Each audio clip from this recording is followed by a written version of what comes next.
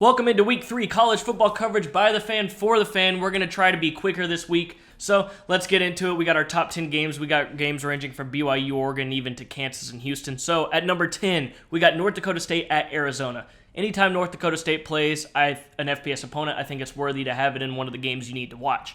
North Dakota State, you don't always get to see them play, so when you do, I think you should take the chance to watch them. ESPN FPI gives Arizona a 57.2% chance to win. And the Bison haven't lost more than 2 games in a season in more than a decade. They've beaten 6 straight FBS opponents, and overall they're 9-3 against FBS opponents. Arizona lost to an FCS school last year against Northern Arizona, and they've also lost 6 of their last 7 home games. There's always motivation for these FCS squads, especially with North Dakota State. They know who they are, and they know they have a chance to win another FBS game. I mean, they're basically the Alabama of the FCS if Bama was even more Bama. North Dakota State has real talent. They produce consistently, and Arizona does have upside right now. They look a lot better, and being at home does give them a slight edge. However, I just don't see Arizona being able to compete with this monster rushing attack that North Dakota State brings. They always bring it to the table. I mean, playing North Dakota State is like playing a top or a decent, good group of 5 team. It's not like you're playing an actual FCS opponent. They're way better than that. North Dakota State will be out for blood quickly, and if anyone is going to punch you in the mouth, it's going to be the Bison. My prediction, North Dakota State 31-24 in a close one over an improving Arizona squad.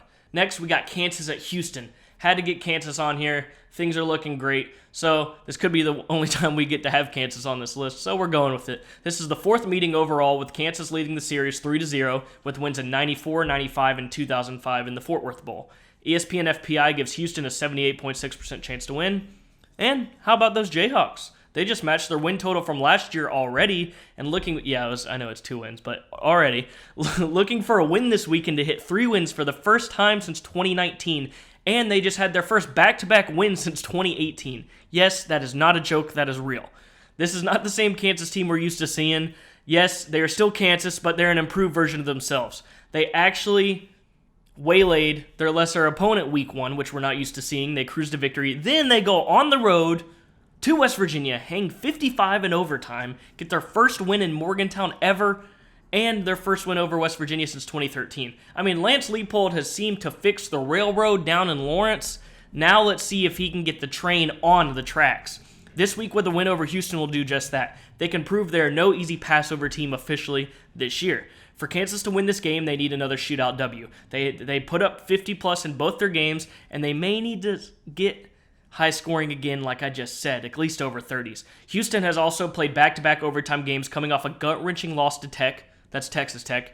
This game has the potential to be incredible. You have Houston looking to rebound and not ruin what is supposed to be one of their best seasons, and Kansas looking to prove we aren't little old Kansas anymore. I think this thing gets into the high 30s, high mid-30s, and if Lori will allow it, I'd love another Houston overtime game. They've all been great, and both teams want to prove something, but ultimately only one can win. And with that, my prediction is Kansas taking the W back to Lawrence to move on to 3-0 with a 35-31 win. Now, we got Liberty at Wake Forest. Wake Forest leads the all-time series 2-0. ESPN FPI gives Wake a 77.2% chance to win. We got 2-0 versus 2-0 here. We got an upsurging ACC lower tier team that is now not a lower tier, program, not team, because they're not a lower tier team, versus an up and rising group of 5 program, or independent. Last week versus Vanderbilt, Sam Hartman threw for 300 yards and 4 scores while A.G. Perry caught 5 and had 142 yards and a touchdown. I think now that Sam Hartman is back and he's got the game groove going on, he might light this game up. Liberty is moving off a tough fought win over UAB last week, while Wake Forest is just now getting the wind under their wings with QB1 leading the flight back. Liberty will be able to score, but Salter in that offense, I just don't think they're going to be able to keep up with the Demon Deacons. It may end closer than it looks, but I expect Wake Forest to light it up. Give me another 40-point week from the Demon Deacons. My prediction, Wake Forest 45, Liberty 31.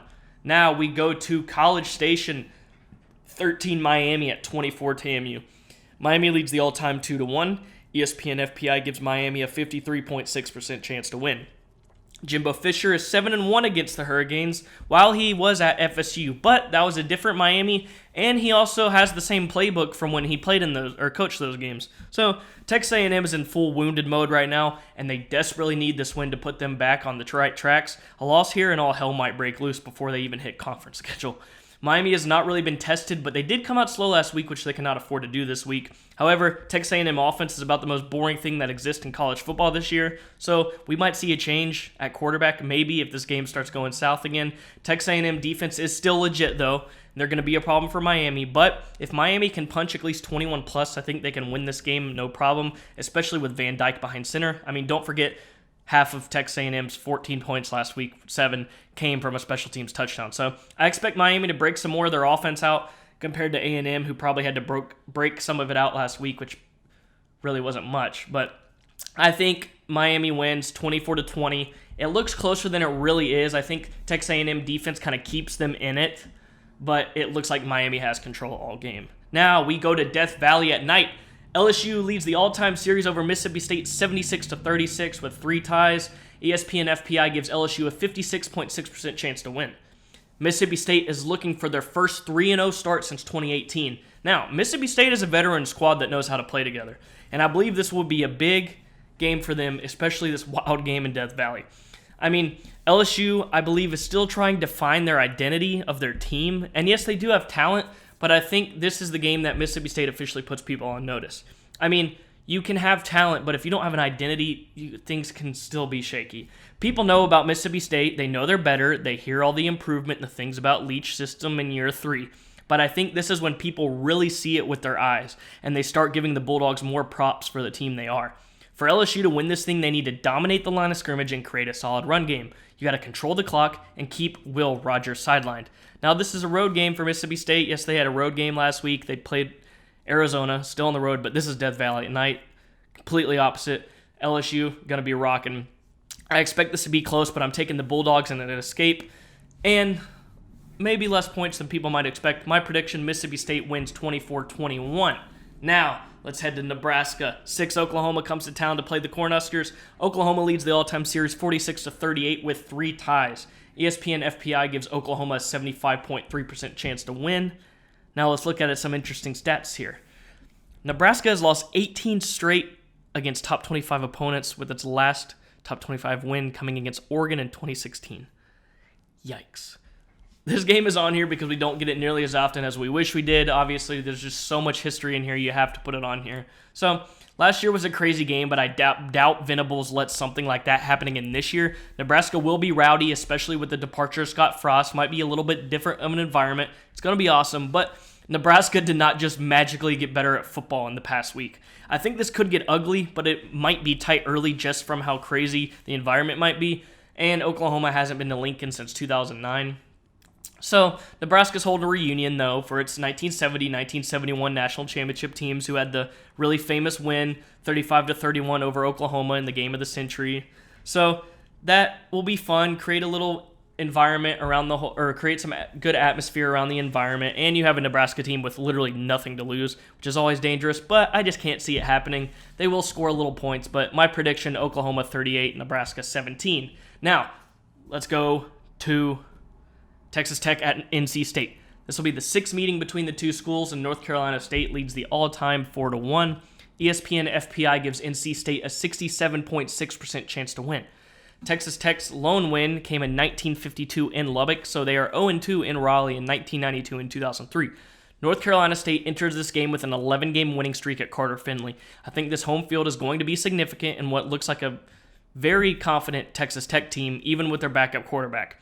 Now, the step up against defensive talent will be really significant for Tech compared to the last 2 weeks. I mean, I think this team has rallied behind their new head coach, McGuire, though, who looks to become only the 4th head coach in program history, by the way, to start his career with a 3-0 record. But on the flip side, we got NC State trying to scrub that ECU memory from people's minds by beating a good opponent soundly, saying, look, we're still a good football team. Week 1 was week 1.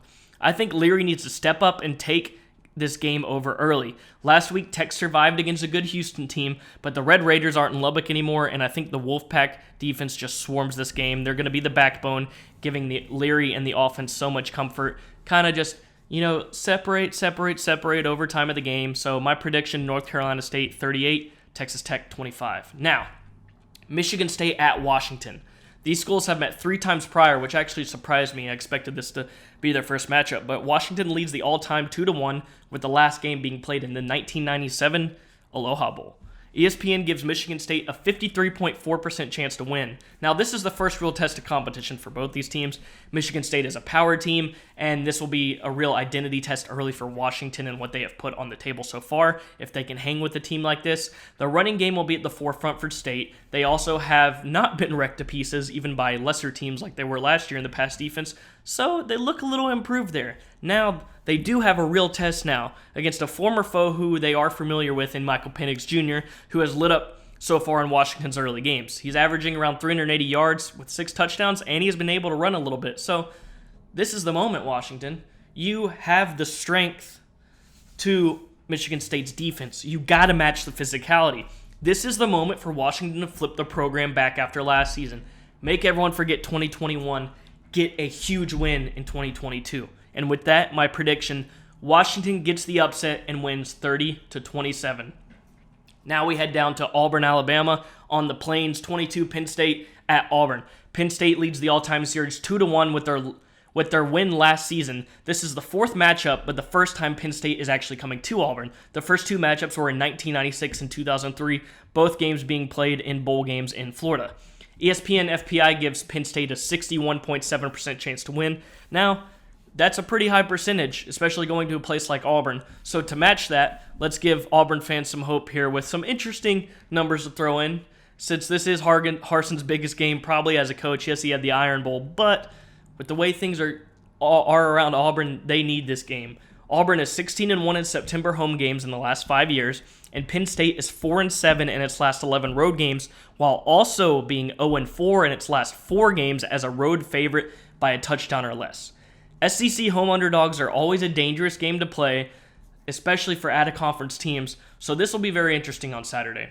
Both these schools love defense and being able to establish the run.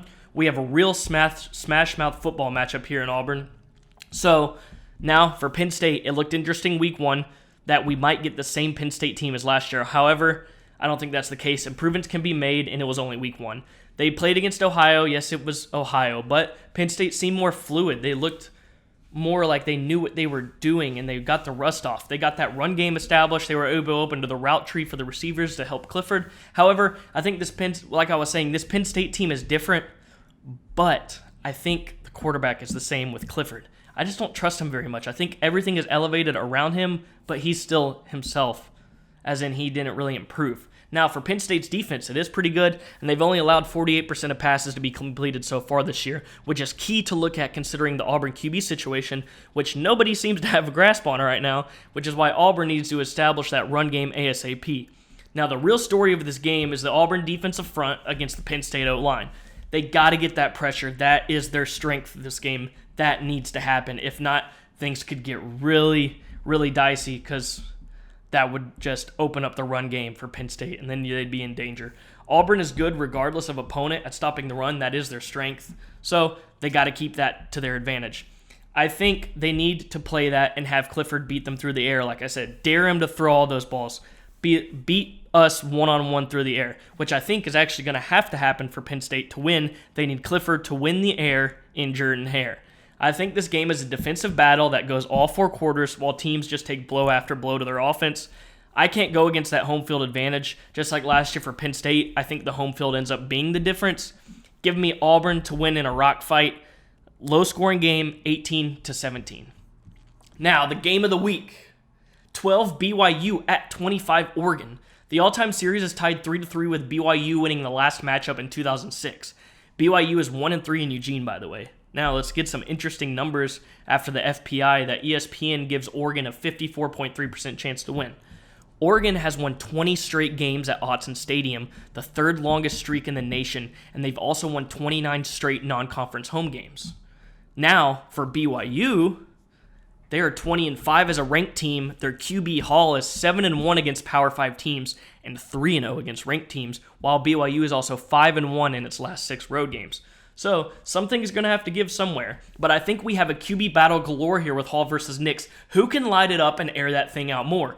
BYU has the O-line advantage, in my opinion, against the defensive line. But those Oregon linebackers are nothing to joke around with, especially with the speed on the edge. This is a basic case of power versus speed. What's going to prevail? BYU needs its starting receivers back badly this week because Oregon's corners are so much faster, and I think they are better than Baylor's. And the BYU O-line can't hold all week or all game up forever. They are strong, but Oregon's linebackers are eventually just going to break through. And if they can keep that pressure on Hall, it can get interesting.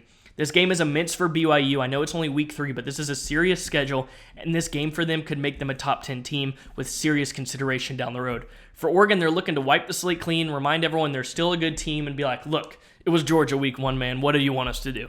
So I think this game is close, and Nix always seems to be a different player at home than away, so I think that benefits the Ducks. I think the Ducks steal a close, high-scoring game away from BYU. My prediction is Oregon upsets BYU 37-35. Thank you for listening. Don't forget to hit that like and subscribe button. Let's go enjoy week 3 of college football. Thanks for tuning in.